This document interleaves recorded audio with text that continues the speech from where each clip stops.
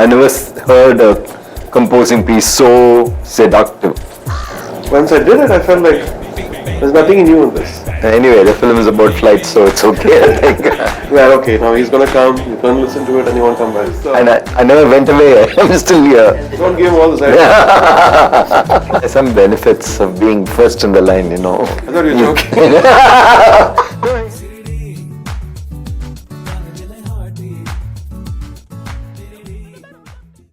So with respect to Kaatru Veliyidai, can you tell us how he surprised you?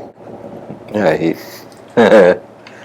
I think that's what The biggest Rahman surprise is. I do is take off a flight and get out.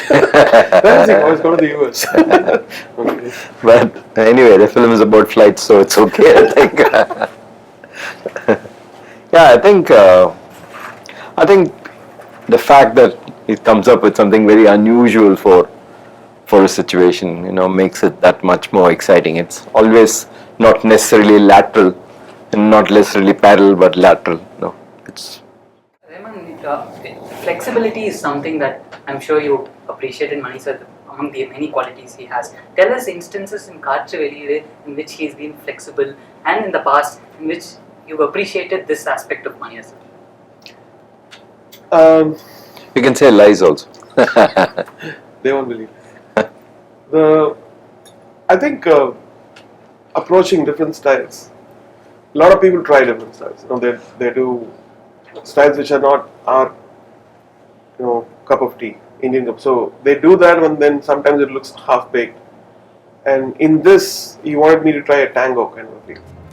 And tango is a very popular art, dance and everything. So I was very excited. But then once I did it, I felt like there's nothing new in this, and it's got a very similar progression. But it's for our people, what is new about this, you know? Then I was doing, and the tune was around 15 minutes long, and we brought it short. And then he came with there's one thing missing in it, and it's the usual, you know, call you have in your songs. Then after he said that, I composed that arrangement on that. Then the Kela came in.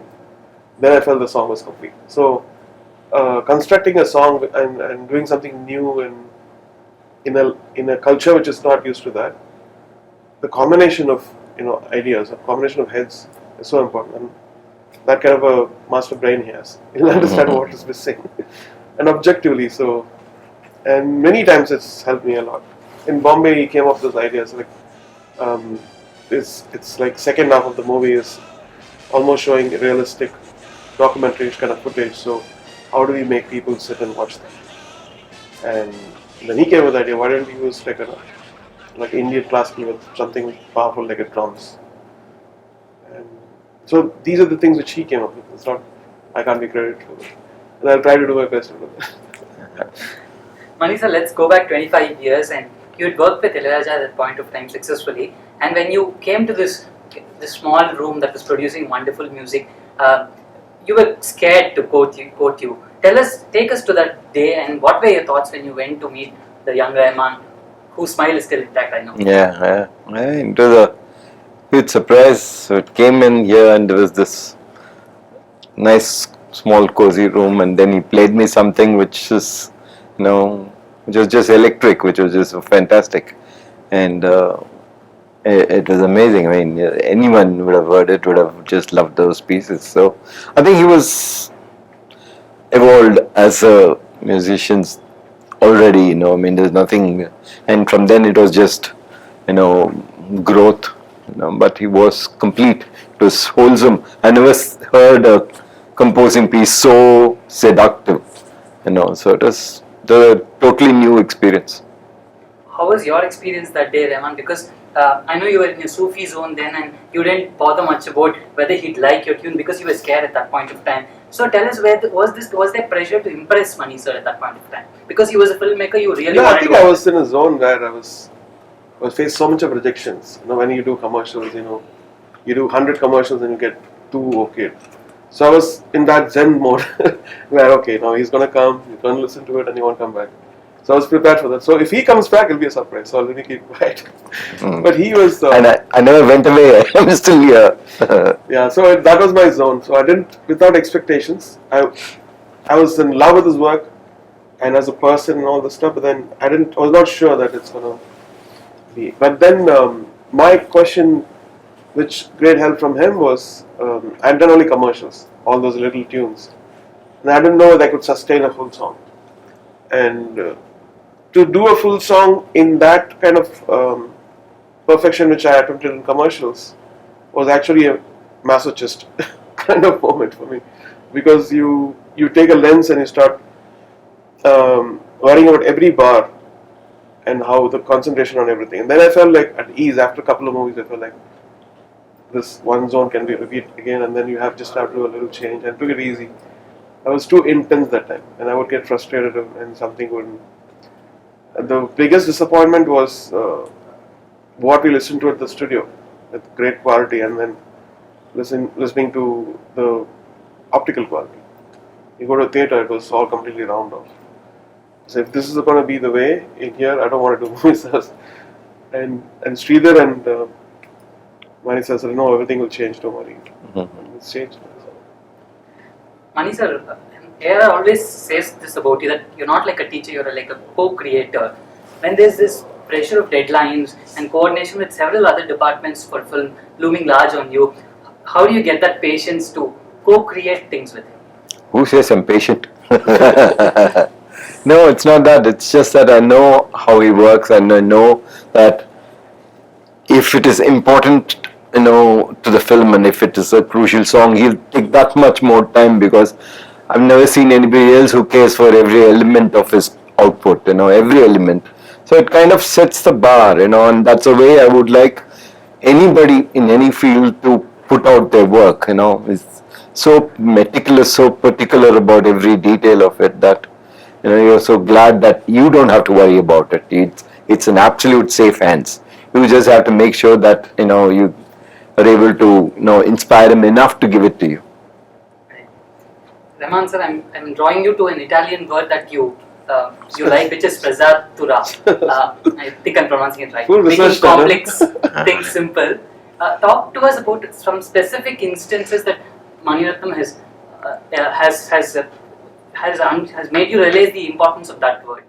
What is that word? First, let's Strepsitura. That means having a very complex body of things, and outside looks as though it's a piece of cake. It's very simple. Okay. And I think every great artist has that kind of a thing. I mean, just that when you know the meaning of it, that's what we try to do. We take all the hard work out, and then we don't show it out. We just, that's a very simple song. But what's gone, sometimes, there's we are so tempted to do, for a simple melody, so much of orchestration, and it feels overdone. And then sometimes you just sing something on the piano, and for that you need courage. And many times when I've done that for some other directors, no sir, what is that? No, there's no BGM, there's no rhythm, add more. With him I can just go and he'll say, yeah, fine, that's how you want it, okay.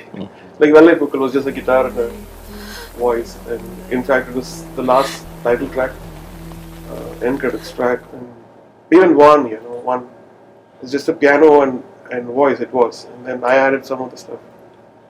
For that, because I think things have changed, and the purity to be uncluttered in your art is very important, because the world is full of clutter now. Did I confuse you enough? Yeah.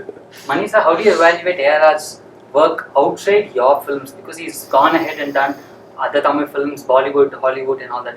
And your advice to him to keep working in other people's films also, to broaden his horizon, has paid off richly right now. And we have an Oscar winner with us right now. So tell us about how you evaluate his work outside your films. Yeah, like every other fan who follows his music. I mean, there's something which is just outstanding. It's world class. He's taken our music and, put it in a way it can cross all borders. So it's fantastic. I'm very proud of what he's doing. There's a Quran which says that if you are with learned people, you also become learned. It's very important. I feel like there's one Quran which stayed with me. And when you are with great people, you also have to live up to that expectation. So, Vairamuthu sir and Mani sir. So now when writing, I have to tell about Vairamuthu sir also. When I'm working on lyrics with other lyricists, whether it's in Hollywood or In Hindi, when I compare that with what the thoughts he gave us, it's incredible to even think that we had, worked with Vairmut sir and he's raised the bar so much for us. 25 years is a long collaboration with the director. So I'd like to know what goes through your mind when he comes to you with the story. Is there pressure to outdo what you did previously? In this case with Kaatru, to outdo what you did with OK. There is always pressure because not now because I'm working with him, because we have created together these expectations. Oh, these two are getting together. Or these three are getting together. What's going to happen? So now it's the ball is in the people's court. They start, like whispers all over the place, and then they keep asking you, "Oh, what is the next Money Sir movie?" And then you feel, "Oh my God, now we have to do it." So it is now a whole different ball game now because of the brand. It happened consistently, and then so we feel like, oh, they're going to expect something new. So let's mind subconsciously and works on that. Manisa, have you ever felt the need to look at an alternative music composer because you have changed your other technicians, actors, you've gone through the grind? Have you ever felt the Don't need? give him all this. Why would I? You talked about the mixed moods in an album, Rahman sir, and balancing commercial sounds with melody. Tell us how you work on that balance. For instance, you had a Hamma Hamma to balance the Kanalin and the melody in that album, for example. So do you do that consciously, and how do you draw that balance out? It is important because there's some people who only like that songs, and a movie is universally catering to everyone. It's not just people who like what ragam I've used or what keyboard I've used, what continuum or. It's about a wholesomeness, and so also telling a story and adding to the story and being a part of it, not like an interval where you remove the songs and still the movie is with. So in this case, if you remove the songs, half the movie wouldn't work because he's constructed it that way, hiding the emotion or telling a story in between and all this stuff. Mani sir, if there were any creative differences in these 25 years, how do you sort it out? How would we sort it out? By thinking over it, by looking at alternates, and I'd throw it off. He doesn't like something. Okay, let's me. yeah, that's amazing. If I say it's not working, he doesn't bat an eyelid. If somebody else did it to me for my scene, I would probably throw a tantrum. But he is very, very magnanimous. Better than me. No. So, now that you've said that, Rahman sir, I'd like to know what is the most challenging or perhaps the most time-consuming song that you've taken for Mani sir. I think each movie has one song. Yeah. In this, it was the tango, and Veerapandi took a lot of time, and we did. Uire took a lot of time. We did Bombay.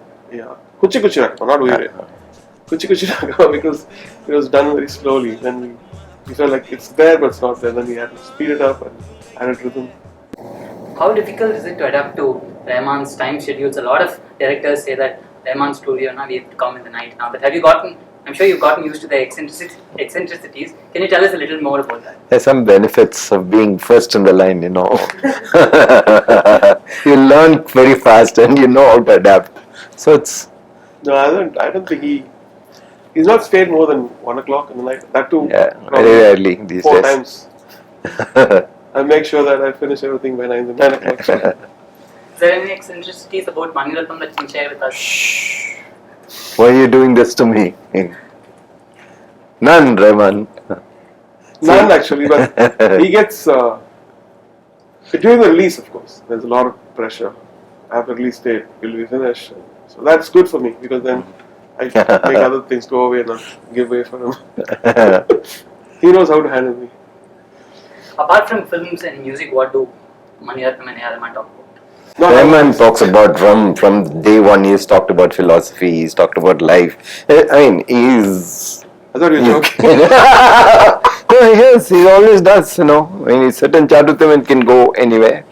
But we come back to music. Yeah. You come back to music. No, but it all comes to the songs. Songs actually reflect all this stuff. Like this, Fana actually happened like that. I was talking to Mehboob, and I was saying Fana, and he was saying, Fana, what is that? we'll use it as a song. So it comes from these conversations. Some thoughts come from these conversations. Just last question. You're a man of faith, Rahman. We all know that, and he's an atheist by choice. We know that. Do you ever talk about spirituality when you guys bond? And if there is an angle in a film like Unbeloved, for example, how do you go about it? Can you tell us about the process? I think it's a very personal thing. First of all, what I realized working with him is a person doesn't have to be religious to be a good human being, and vice versa. And not that every religious person could be a great human being. And if somebody has understood that, and this is the intention of God, I feel like half the job is done, and they're not creating any confusion in the society or rift and everything. And all his movies are about uplifting humanity, and so that shows that his understanding of faith is at a very different level, not in the level which I understand. He's got something unique. I'm still trying to understand what it is. Yeah.